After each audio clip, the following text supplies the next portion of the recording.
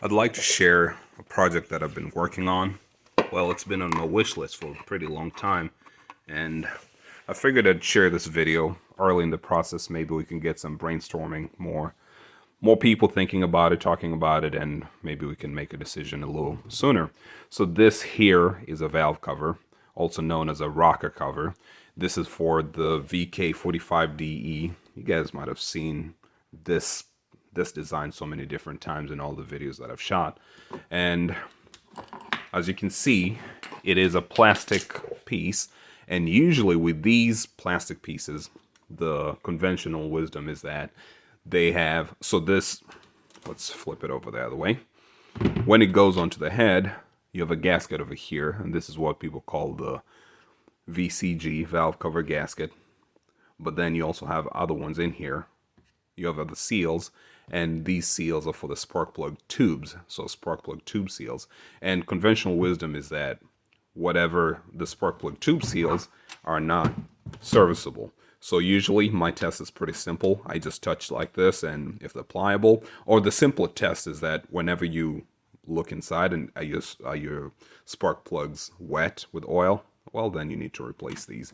So with plastic, they usually say you cannot replace them for good reason. I'll show you this one right here. I'll just try to focus on this one right here to show you why they say that you cannot replace them. Because back in the day, for whatever reason, I think it was just easier to make, we used to have metal valve covers, and with the metal valve covers, at some point the tube seals would eventually leak, and you just go from the other side, push them out, and push new ones in. Actually, I do have an example of what the serviceable tube seals look like. We'll get to it.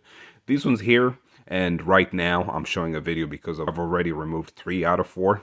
This one here, this one here, and this one here. This one here, I cut it out, and that's why you saw this tool right here. I cut it out and basically had to pull it out because of this lip over here. It's a very slight lip, but, you know, effective enough. Then this one here was damaged, and that's why I had marked this one with an X. Do not reuse the valve cover. And it basically came out in pieces. Well and good. And then, in all this process, I started thinking to myself, those seals that I took out in pieces felt pretty hard, at least on the outside. And I'm trying to dig in my trash now to get. Here's an example. This was the inner surface, and you know, the spring usually brings the pliable part together, and the rest of it,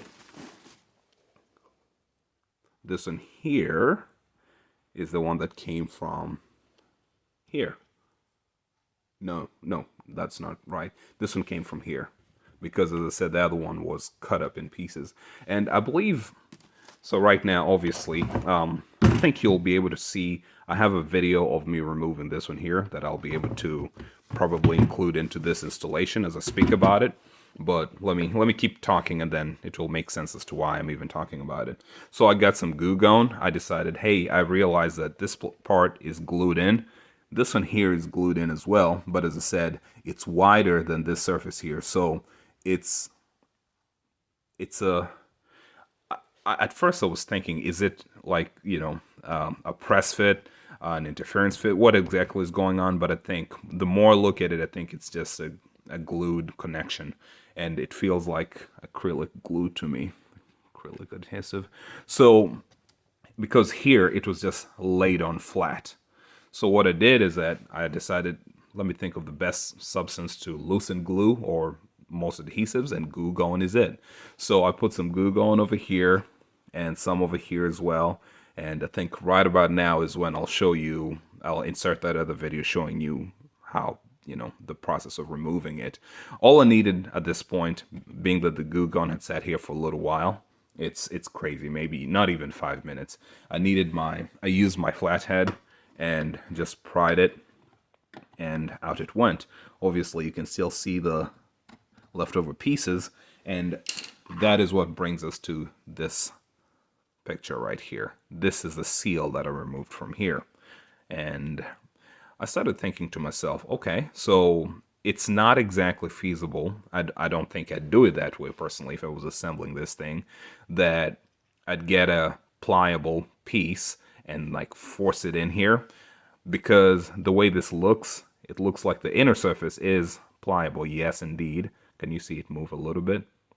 But the outer surface is pretty hard plastic. Yes, it can bend if I force it, but it doesn't look like it's designed to.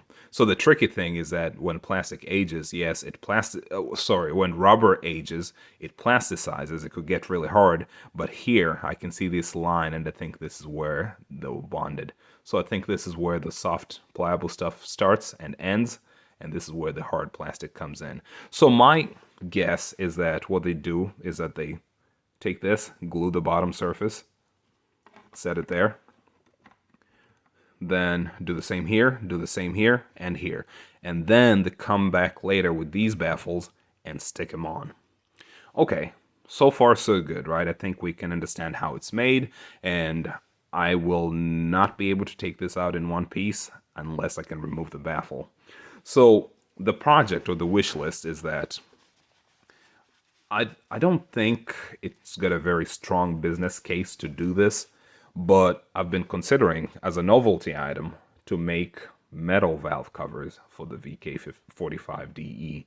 And as I said, I'm not sure if it's a really good business case. I deal with numbers, business analysis, and just thinking about it, I have a valve cover in my M45 at 87,000 miles. The tube seals are still good. And I've shown in other videos where I reuse my tube seals. Yes, you might end up replacing the valve cover gasket itself, but the tube seals are fine. So if I were to do it myself, now this is the part where I get honest. I'm not just trying to sell you a metal piece. Let's just talk. I'm an advocate for, VK45DE. So we'll talk about what's really good for all of us as owners, right? If mine were to fail with 200,000 miles of use, I'll just buy brand new ones from Infinity. Even if they're $300 each, why not? They've proven to me that they can last 200,000 miles. I know there are other aftermarket offerings coming out. Maybe, I don't know if they're like $70 per valve, per side. I think that's what they are. And usually you look at them, you can see like a little bit of goop around, because I do have one of those. And obviously somebody knew the formula, just didn't share. But I'd always see these serviced ones with like whitish around here, and I knew they were serviceable. I was never really interested in playing guessing games with those. What I'd like to know though is, for those people that do this, rebuilds, so to say, where do they get these seals? I'd like to know where to get this seal. Or maybe it doesn't really matter. If I were to succeed in making a metal valve cover, maybe it will not matter, because this design, as you can see, you see what it looks like, more of a hat. Let me show you something else. Another one that kind of worked on in the past. So I have like some seals and stuff over here. My stash box. Yeah, this is it. So these seals in here are from the VQ35DE. I had a Infinity QX4 back in the day. That's a Infinity Nissan Pathfinder, basically, with a 3.5. And when they offered those engines, initially they had metal valve covers, and then over time they brought the plastic ones. So with the metal ones, this is what the tube seals look like. On the back side, the design is pretty much the same, right? But if you look at the side here, can you see how much thicker it is? Yeah, the way they made those valve covers, you had a recess, and you'd go in and press these ones in. That's how you'd do it.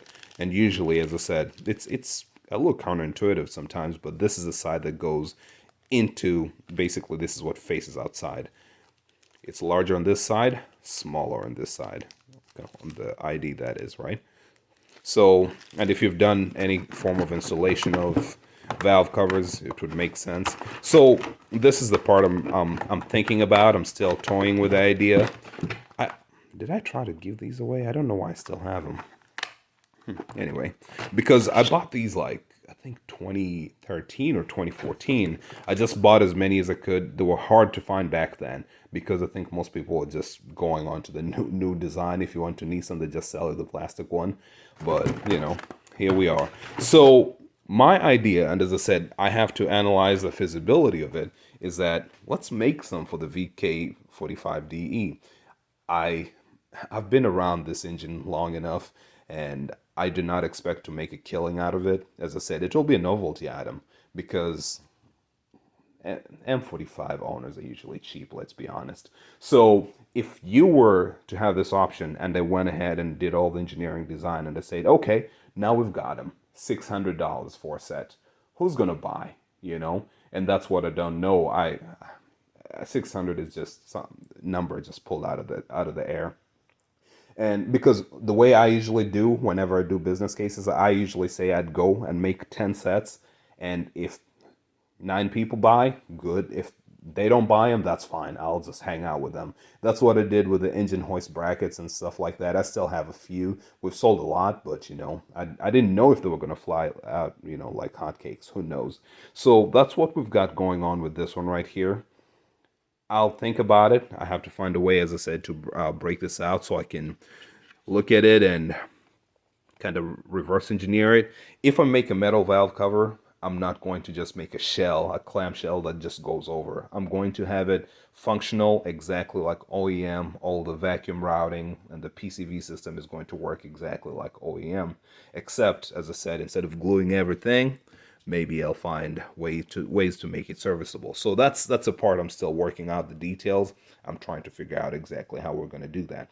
So for people watching this, gotta get that, and I will title it. I don't like clickbait titles, but I'd like to, you know, gather resources from as many people as we can.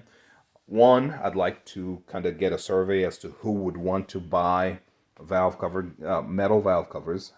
And how much are you comfortable paying? You know, no, there's no hard feelings. If you say $200, well, that makes sense. But shoot, even the OEM plastic ones are more expensive than that. And two, you know, I'm thinking of going at it, making the drawings for it, and maybe improving design wherever we can. But if one of you guys watching these videos, or this video in particular, has the ability to 3D scan something, let me know. We'll send you these guys once we've taken them apart, and we can work on that design. I hope that makes sense. As I said, I don't really know if this is going to take off or not, but it's something I've been working on for a while, and I figured, you know, I thought I'd share as many videos as possible, but then I sat down the other day, even with like 520 videos out there or so. I was like, man, there are a lot of ideas and a lot of projects I still don't put out there. So how about some of these wish list items, just talk about them, and maybe you'll get more people talking about them, or maybe I'll get my answer immediately. People are going to tell me I would never pay for metal valve covers. I don't know. I don't know how that's going to go. All right, that's it. All the best, and I hope this video is, you know, we'll get some conversation.